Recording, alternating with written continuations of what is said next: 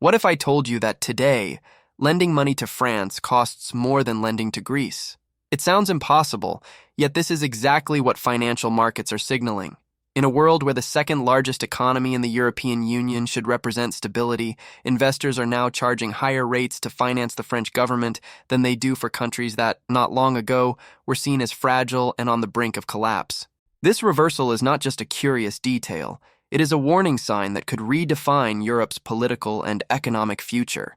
In recent months, according to Bloomberg, the yield gap between French bonds and German bonds has widened to levels unseen since the European debt crisis. This means confidence in France's fiscal stability is eroding, pushed down by persistent deficits and by the inability of successive governments to implement unpopular reforms.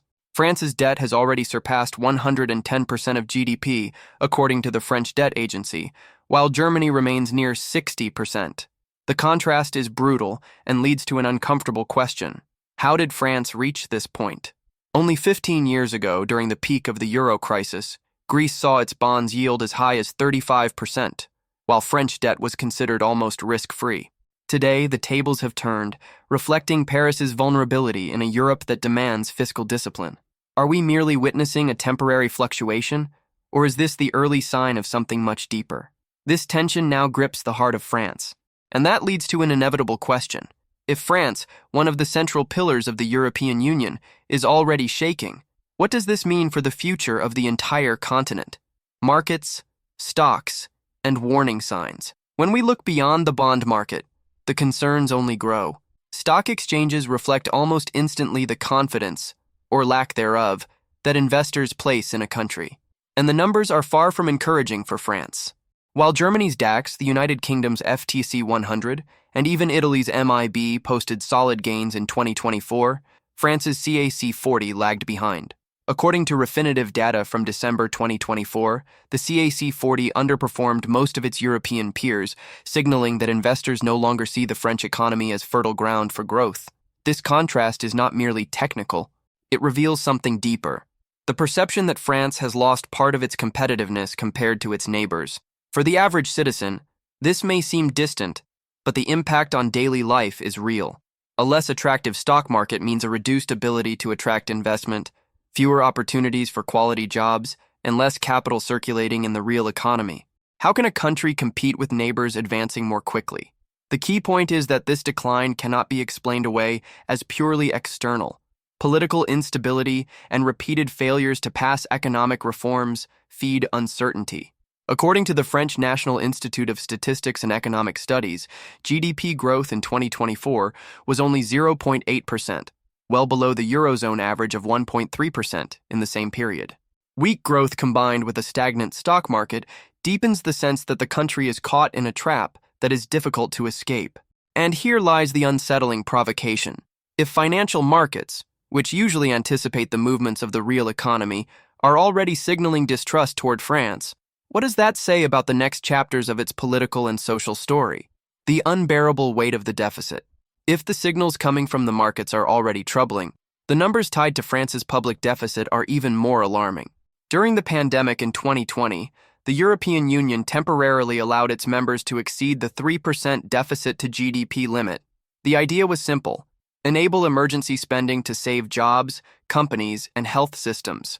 Yet while countries like Germany and Spain managed to begin a process of fiscal adjustment in the years that followed, France remained stuck with a deficit close to 6%, according to data from the European Commission released in May 2025. That is double the established threshold and well above the Eurozone average of around 4%. This gap has direct consequences. The larger the deficit, the greater the need to issue debt. And the greater the debt, the more expensive it becomes to convince investors to finance the state. It is no coincidence that French public debt has already surpassed 110% of GDP, according to the French Debt Agency, a level that squeezes public accounts and puts Paris on a collision course with Brussels' fiscal rules. The question now is clear. How long can such high levels of spending be sustained without destroying international confidence? The failure to implement adjustments only deepens political instability. In theory, there was a plan to reduce the deficit gradually after the pandemic, balancing spending cuts with moderate tax increases, but reality unfolded differently. Protests against pension and public sector reforms stalled bills in parliament and forced successive governments to retreat.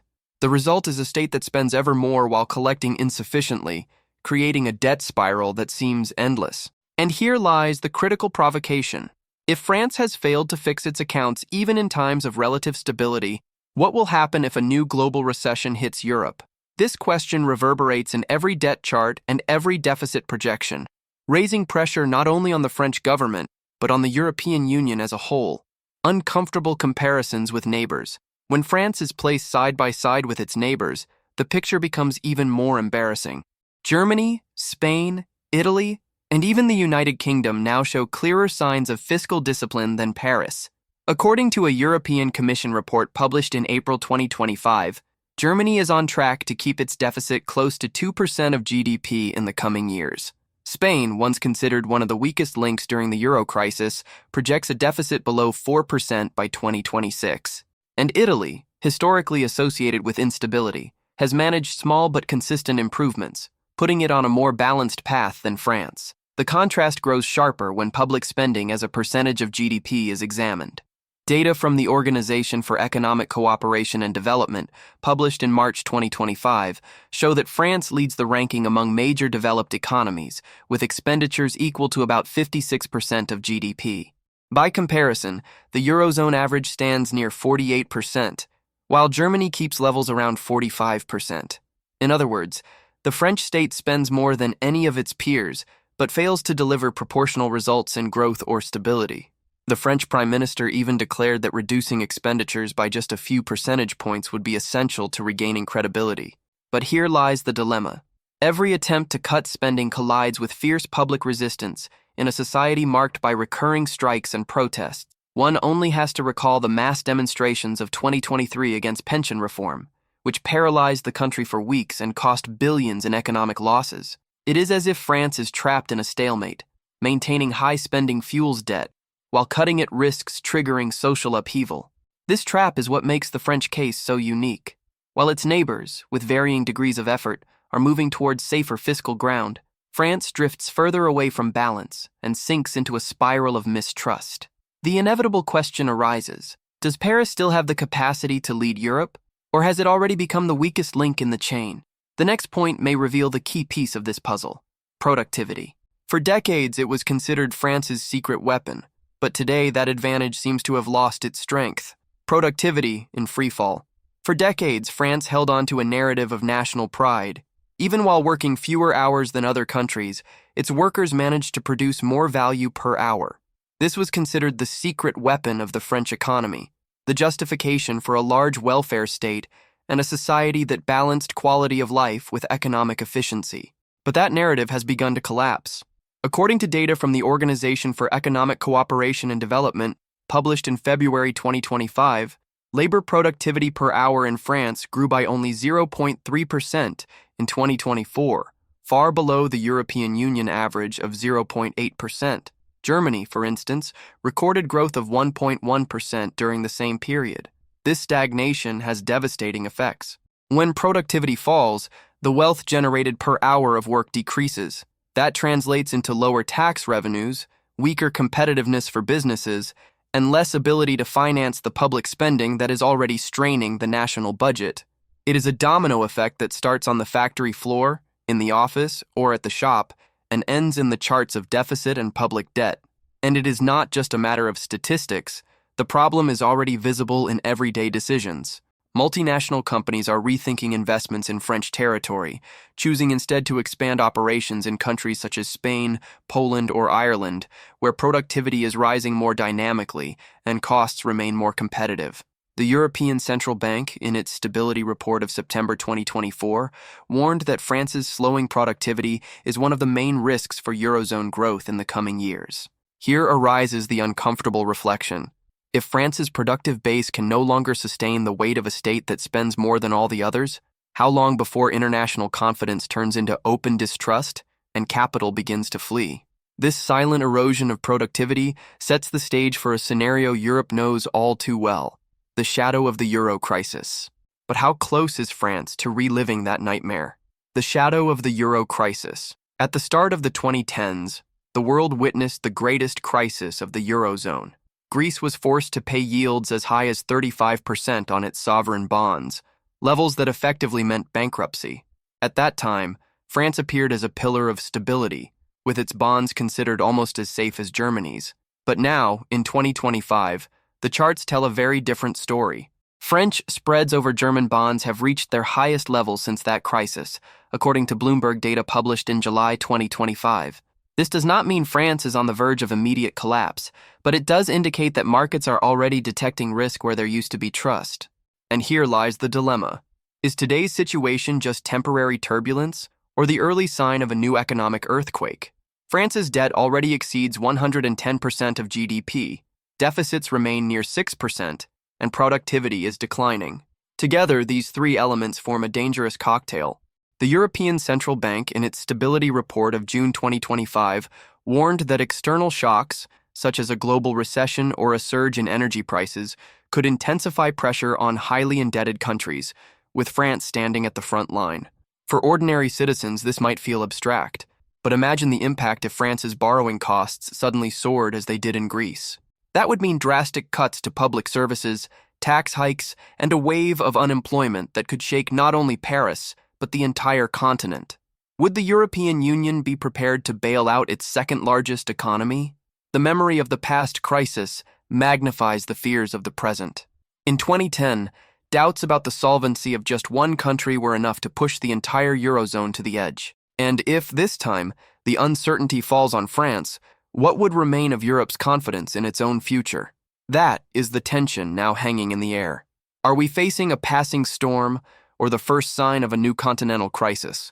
Between collapse and reconstruction, the portrait of France in 2025 is marked by painful contrasts. On one side, a nation historically seen as one of the central pillars of the European Union. On the other, numbers that scream instability, a deficit hovering around 6% of GDP, debt surpassing 110%, and productivity in continuous decline, according to the Organization for Economic Cooperation and Development. It is a vicious circle in which high spending fuels rising debt, which in turn erodes investor confidence and amplifies political pressure. But it would be premature to speak of inevitable collapse. History shows that France has the ability to reinvent itself. Even in 2024, the country maintained one of the highest levels of public investment in innovation and energy transition in Europe, about 2.5% of GDP, according to the International Energy Agency.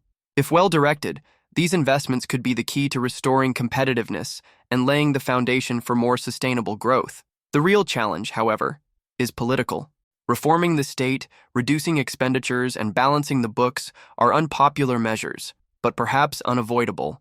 The alternative is to slide further into stagnation and growing dependence on financial markets, which are already charging a premium for France's lack of fiscal discipline. The nation's future may not yet be sealed, but one thing is certain: the time for delay is over.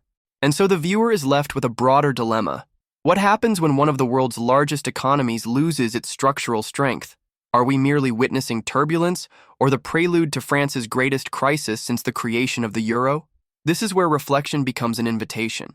If you believe that understanding the present is essential to anticipating the future, subscribe to the channel, like this video, and share your thoughts in the comments. The debate about France is, in truth, a debate about the direction of Europe itself. Thank you for watching, and see you in the next video.